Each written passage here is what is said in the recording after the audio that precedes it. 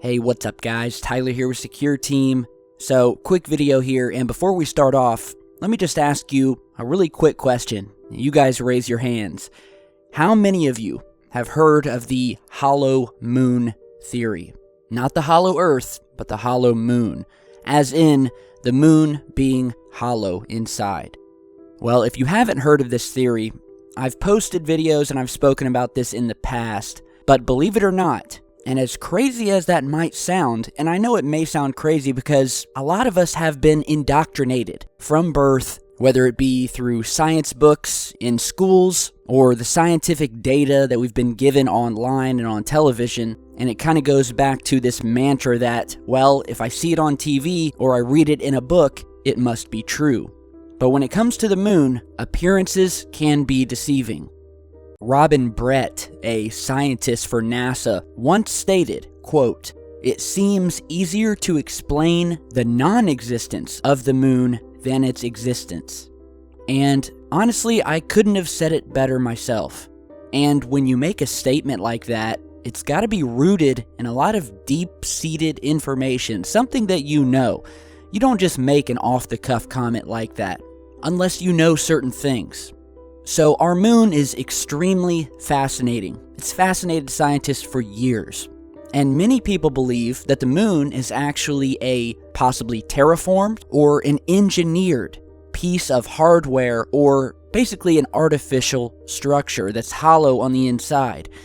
When the astronauts flew to the moon back during the Apollo missions, at one point they slammed a satellite into the moon's surface. And according to one of the astronauts, that when this satellite hit, that the moon, quote, rang like a bell for hours after. It was almost as if this satellite hit a solid, hollow, metallic sphere, where it created reverberations that lasted for hours after it hit and could be felt hundreds of miles away on other parts of the moon. So that was kind of what made people take a step back and go, wow, something's not right here.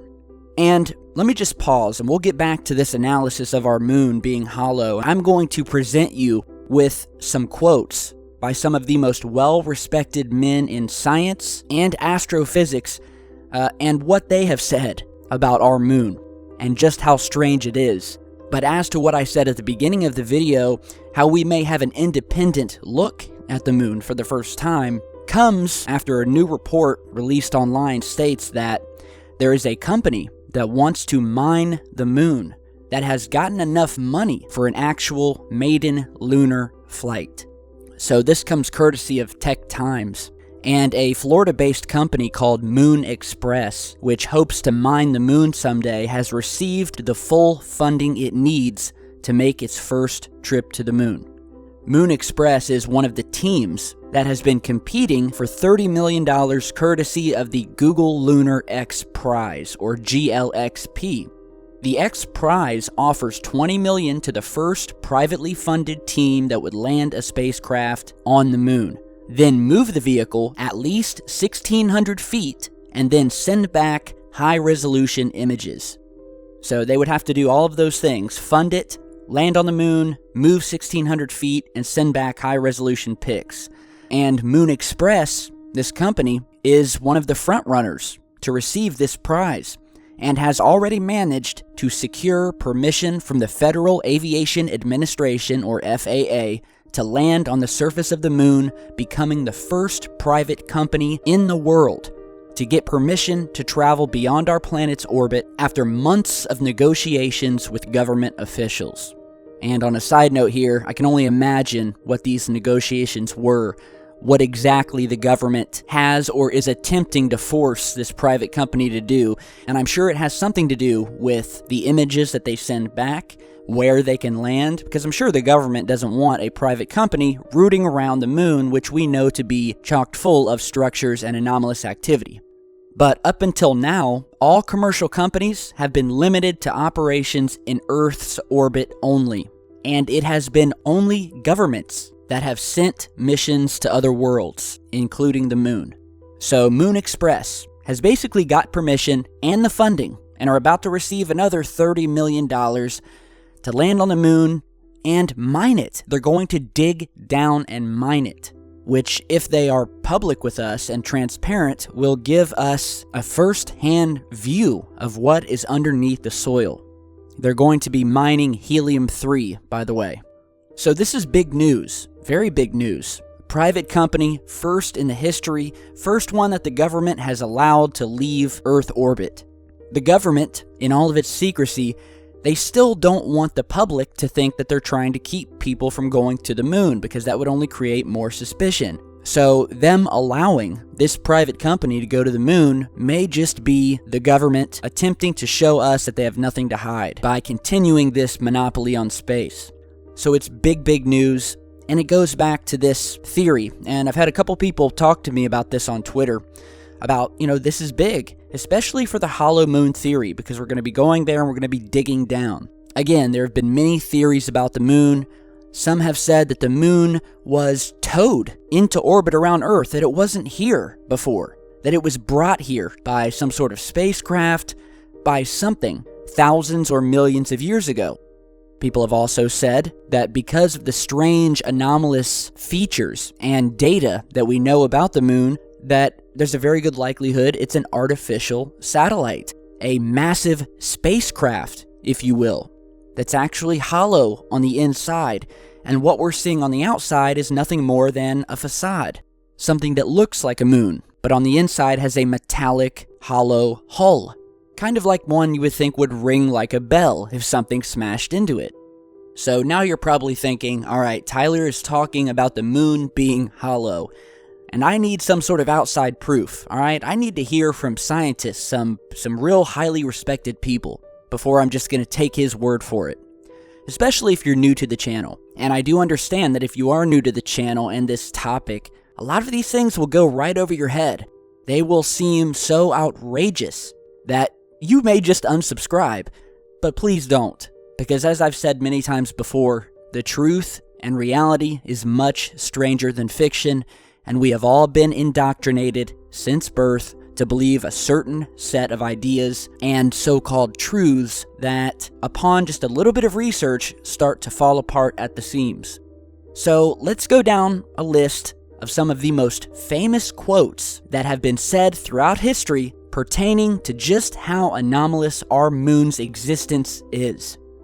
We'll first start from a quote by a man named Isaac Asimov, who is an American author and a professor of biochemistry at Boston University. He said, quote, "We cannot help but come to the conclusion that the moon by rights ought not be there. The fact that it is there is one of the strokes of luck almost too good to accept.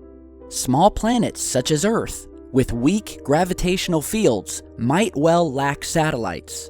In general then, when a planet does have satellites, those satellites are much smaller than the planet itself. Therefore, even if the Earth has a satellite, there would be every reason to suspect that at best it would be a tiny world, perhaps 30 miles in diameter. But that is not so. Earth not only has a satellite, but it's a giant satellite, 2,160 miles in diameter. How is it then that tiny Earth has one? The moon is basically a freak of nature."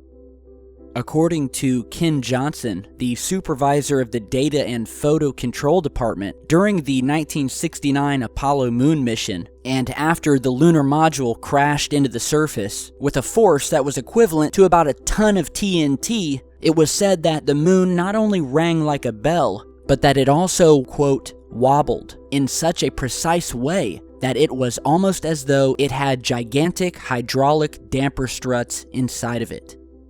Dr. D.L. Anderson, professor of geophysics and the director of the seismological laboratories at the California Institute of Technology, is quoted as saying, "The moon is made inside out, and that its inner and outer compositions should be the other way around." Lon Hood from the University of Arizona said, quote, "We knew that the moon's core was small, but we didn't know it was this small. This really does add weight to the idea that the moon's origin is unique and unlike any other terrestrial body." Dr. Sean C. Sullivan from the Massachusetts Institute of Technology said, quote, The lunar orbiter experiments had vastly improved knowledge of the moon's gravitational field and indicated the frightening possibility that the moon might be hollow. Dr. Gordon MacDonald of NASA once said, quote, "It would seem that the moon is more like a hollow than a homogeneous sphere." When looking at the moon, Dr. MacDonald surmised that the data must have been wrong, only to find that it wasn't. Farouk El-Baz of NASA says, quote, "If water vapor is coming from the moon's interior is this serious, it means that there is a drastic distinction between the different phases of the lunar interior, that the interior is quite different from what we have seen on the surface." Mikhail Vasin and Alexander Sherbakov, both who were high-respected Russian scientists who in 1970 asked this very simple question, quote, "Is the moon a creation of alien intelligence?" Dr. Harold Urey, who won the Nobel Prize for Chemistry, once said, quote, "I am terribly puzzled by the rocks from the moon, and in particular, their titanium content." And for those of you who don't know, it is said that if the moon does contain a hollow, metallic inner structure, that it would likely be made of titanium, hence the strange high amounts of titanium that have been found in moon rocks. The famous cosmologist Carl Sagan once put it very simply and bluntly when he said, quote, "A natural satellite cannot be a hollow object." Erwin Shapiro of Harvard and the Smithsonian Center for Astrophysics says, quote, "The best possible explanation for the moon is observable error. The moon doesn't exist. Our moon is bigger than it should be, apparently older than it should be, and much lighter in mass than it should be. It occupies an unlikely orbit and is so extraordinary that all existing explanations for its presence are fraught with difficulties, and none of them could be considered remotely watertight." So these are just a handful of the quotes coming from some of the most respected men on the planet, the smartest men, guys who know what they're talking about, people that have won Nobel Prizes. And everything that we have just read to you, it all follows one common pattern, in that the very existence of the moon, let alone its composition, is very hard to explain. So just to go over some of the things we've learned about our moon here. Above all, and to put it simply, the moon seems to be engineered. The lunar module experiments were the perfect example of that, when they set up the seismometers on the moon, which then picked up the moon ringing like a bell afterwards, gave us distinct data that something wasn't right under the surface.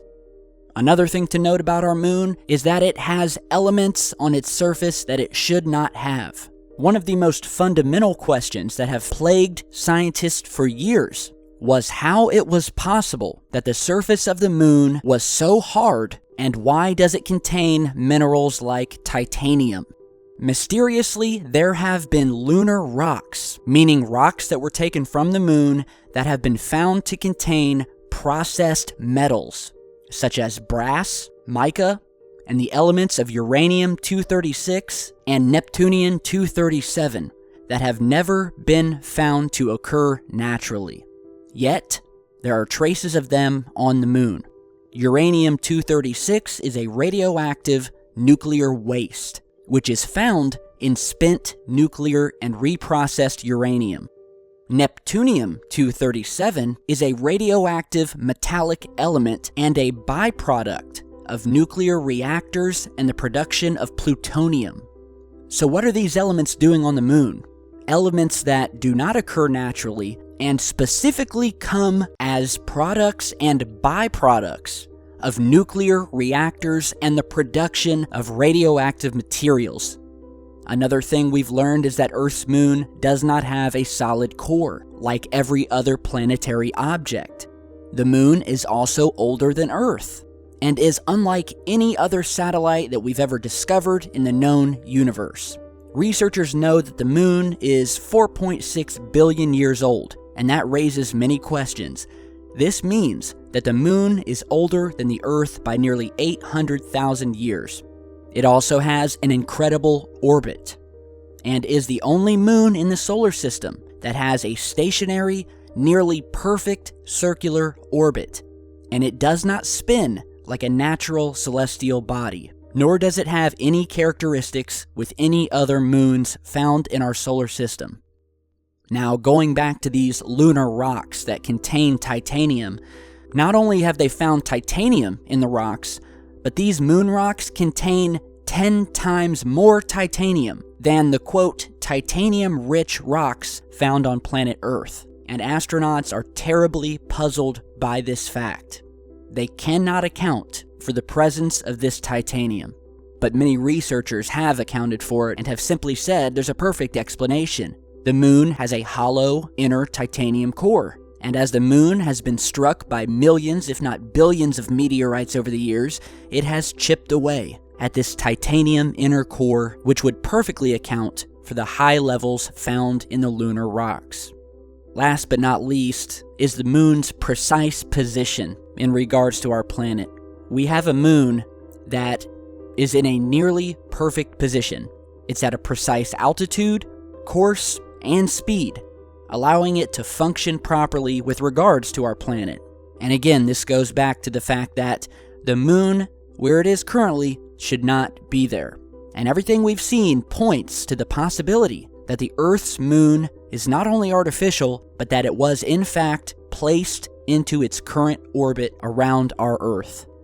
So I want you guys, if need be, watch this video again. Listen to all of these quotes and all of these facts. These are all facts. And I want you to seriously ask yourselves, does this make sense? Let me know down in the comments. Very exciting news with this private company possibly heading to the moon very soon to dig down deep under the surface. Of course, I will continue to follow this story and post future videos on it. So be sure to like, share, and subscribe on your way out. I really appreciate it, and I will see you guys all back here in just a bit.